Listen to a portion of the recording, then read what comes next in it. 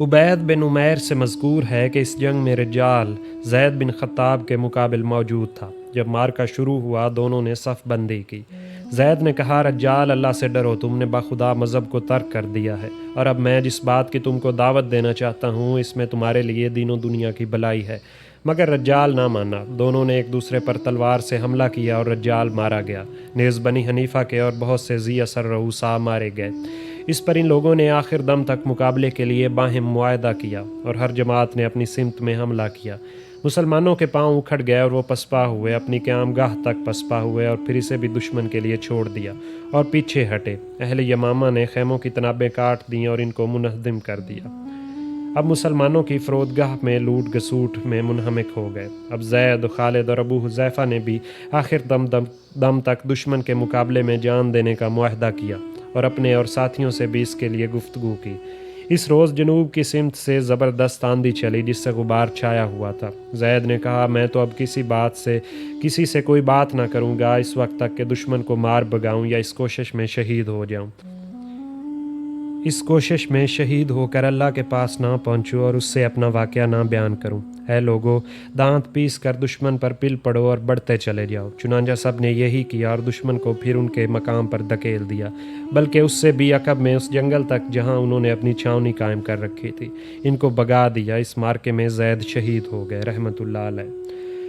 ثابت نے مسلمانوں سے کہا کہ تم اللہ والے ہو اور وہ شیطان کے پیرو، غلبہ صرف اللہ اور اس کے رسول اور اللہ والوں کے لیے ہے، لہٰذا اب میرے سامنے ایسی ہی داد مردانگی دو جیسے میں تمہارے سامنے دیتا ہوں۔ یہ کہہ کر وہ تلوار لے کر دشمن پر ٹوٹ پڑے اور اسے سامنے سے بھگا دیا۔ ابو حذیفہ نے کہا، اے قرآن والو، اپنے عمل سے قرآن کو زینت دو۔ پھر انہوں نے حملہ کر کے اپنے دشمن کو سامنے سے ہٹا دیا اور ان کی صفوں کو چیرتے ہوئے گزر گئے مگر شہید ہو گئے رحمۃ اللہ علیہ۔ اس کے بعد خالد بن ولید نے حملہ کیا اور اپنے حامیوں سے کہا کہ آپ لوگ میرے عقب سے دشمن کو مجھ پر یورش نہ کرنے دیں۔ یہ دشمن کا صفایا کرتے ہوئے خود مسلمہ کے مقابل جا پہنچے اور اس پر حملہ کرنے کے لیے موقع تلاش کرنے لگے۔ مروی ہے کہ جب مسلمانوں نے اپنا علم سالم بن عبداللہ کو دیا، انہوں نے کہا کہ میں نہیں جانتا کہ یہ مجھے کیوں دیا گیا ہے۔ غالباً آپ لوگ یہ کہیں گے کہ چونکہ آپ حافظ قرآن ہے اس لیے آپ بھی دوسرے صاحب کی طرح آخر دم تک دشمن کے مقابلے میں ثابت قدم رہیں گے۔ مسلمانوں نے کہا، بے شک یہی چیز ہے، اب آپ جانیے۔ سالم نے کہا کہ اگر میں دشمن کے مقابلے میں ثابت قدم نہ رہا تو میں برا حامل قرآن بنوں گا۔ ان سے پہلے مسلمانوں کا علم عبداللہ بن حفص بن غانم کے پاس تھا۔ مروی ہے کہ جب مجاع نے بنی حنیفہ سے کہا کہ تم عورتوں سے کیا سروکار رکھتے ہو، تم کو چاہیے کہ مردوں سے لڑو۔ اس وقت مسلمانوں کی ایک جماعت نے آخر دم تک لڑنے کا باہم عہد کیا اور مجاع کو اس بات کو سن کر بنی حنیفہ مسلمانوں کی فرودگاہ سے بھی آگے نکل گئے اور مسلمان سب کے سب اپنی فرودگاہ چھوڑ کر نکل آئے۔ اس حالت پر صحابہ رسول صلی اللہ علیہ وآلہ وسلم میں سے کچھ لوگوں نے گفتگو کی۔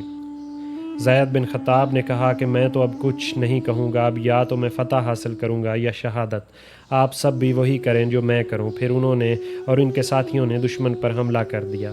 ثابت بن قیس نے کہا، اے مسلمانوں، تم نے اپنے تئیں بری بات کا خوگر بنا لیا ہے، اور میں بھی بنی تمیم کے ایک شخص سے جو اس مارکے میں خالد بن الولید کے ساتھ شریک تھا۔ مروی ہے کہ جب لڑائی نے بہت زیادہ شدت اختیار کی اور نوبت یہ آ گئی کہ کبھی مسلمان مغلوب ہوتے نظر آتے اور کبھی مرتدین، خالد نے یہ تجویز پیش کی کہ تمام مسلمان علیحدہ علیحدہ صف بستہ ہو کر لڑیں تاکہ ہر قبیلہ کی جمع مردی اور کارگزاری نمایاں ہو اور معلوم ہو کہ کس کی سمت سے مسلمانوں پر سخت یورش ہوتی ہے۔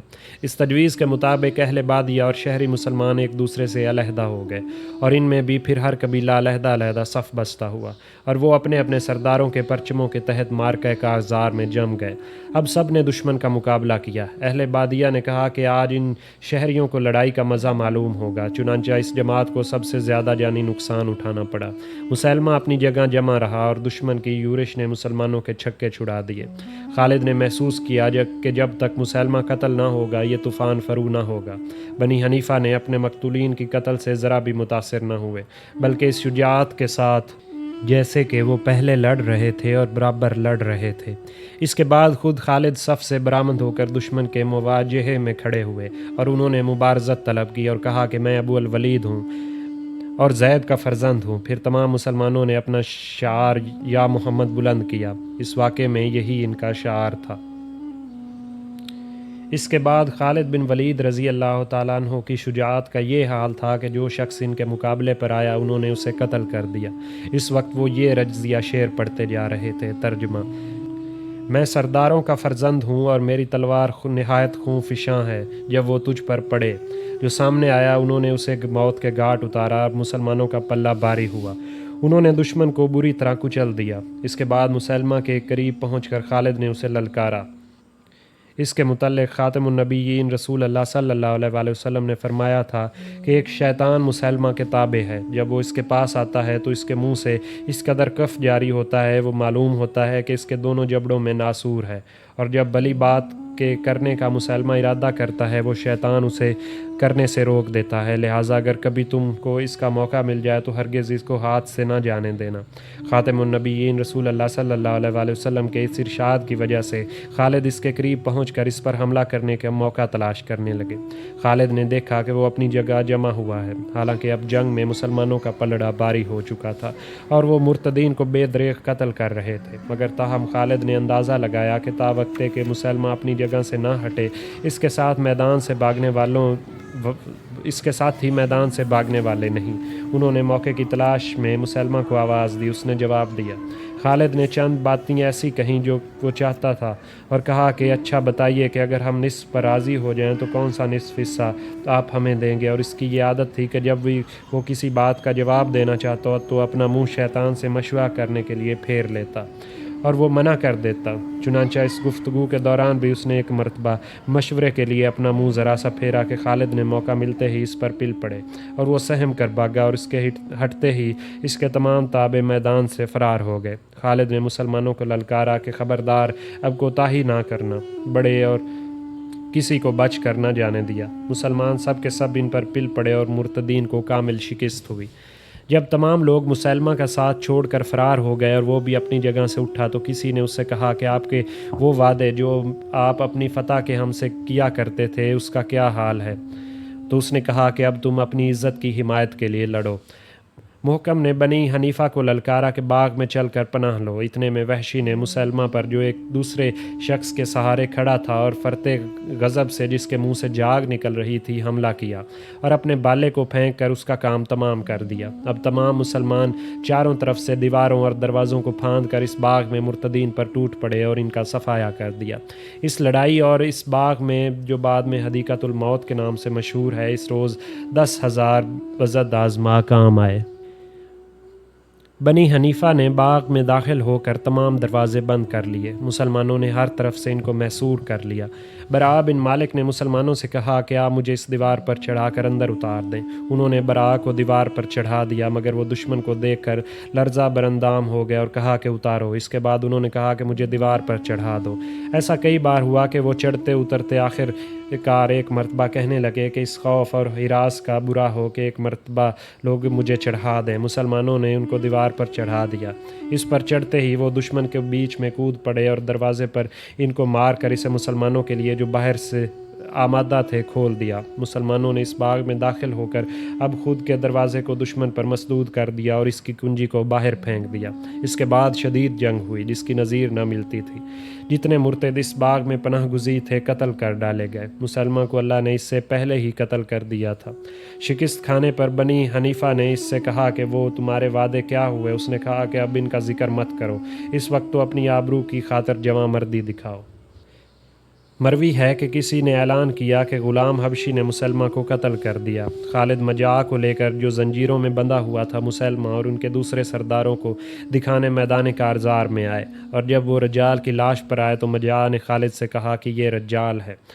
دوسری طرف سے مروی ہے کہ مسلمہ سے فارغ ہو کر تمام مسلمان خالد کے پاس آئے اور ان کو اس کی اطلاع دی جو مجاع کو جو بیڑیاں پہنے ہوئے تھا ساتھ لے کر میدان میں آئے تاکہ وہ مسلمہ کی لاش کی شناخت کریں۔ ایک ایک مقتول کا چہرہ اس کی شناخت کے لیے کھولا جاتا۔ اس طرح گزرتے ہوئے خالد محکم بن طفیل کے لاشے پر آئے۔ یہ ایک نہایت کا داور وجیح اور شاندار آدمی تھا۔ خالد نے اس کی صورت دیکھ کر مجاع سے کہا کہ یہ تمہارا سردار ہوگا۔ مجاع نے کہا ہرگز نہیں، یہ اس سے کہیں زیادہ بہتر اور معزز آدمی ہے۔ یہ یمامہ کا محکم ہے۔ اور آگے چلے۔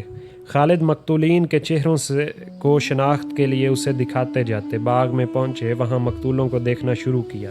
ان میں ایک پستہ قامت زرد رنگ مادہ رو شخص کی لاش نظر آئی۔ مجاع نے کہا یہی مسلمہ ہے جس کے قتل سے تم کو فراغت ہو گئی۔ خالد نے کہا کہ اس نکمے بدکوار سے تم کو اس طرح نچایا۔ مجاع نے کہا ہاں بات تو یہی ہے، مگر بخدا خالد یاد رکھو کہ یہ لوگ جو تمہارے مقابلے پر آئے تھے بہت ہی گھٹیا اور جلد باز تھے، اور جو اصل میں ذی مرتبہ اور صاحب وقار ہیں وہ سب قلعوں میں کمین پذیر ہیں۔ خالد نے کہا یہ کیا بکتے ہو؟ مجاع نے کہا جو میں کہہ رہا ہوں بالکل حق ہے، میری بات مانو، میں اپنی قوم کی طرف سے تم کو صلح کروا دیتا ہوں۔ بنی عامر بن حنفیہ کا ایک شخص اغلب بن عامر بن حنفیہ تھا۔ اس کی گردن نہایت زبردست اور موٹی تھی۔ جب مشرکین کو شکست ہوئی اور مسلمانوں نے اس کو گھیر لیا تو وہ مردہ بن کر پڑا رہا۔ مسلمان مقتولین کی شناخت کرنے لگے۔ ابو بصیرہ انصاری چند اشخاص کے ساتھ اغلب کے پاس پہنچے۔ جب انہوں نے اسے مقتولین میں پڑا دیکھا یہی سمجھے کہ اس کا کام تمام ہو چکا ہے۔ لوگوں نے ابو بصیرہ سے کہا کہ تم اس بات کے مدعی ہو کہ تمہاری تلوار نہایت درجے کاٹنے والی ہے۔ یہ ہمیشہ اس کے مدعی تھے۔ اب ذرا اس اغلب کی گردن پر جو مرا پڑا ہے وار کر کے اپنی تلوار کی کاٹ دکھاؤ۔ اگر تم کامیاب ہو گئے تو ہم تمہاری تلوار کے متعلق اب تک جو سنتے آئے ہیں اسے باور کر لیں گے۔ ابو بصیرہ تلوار نیام سے نکال کر اغلب کی طرف بڑھے۔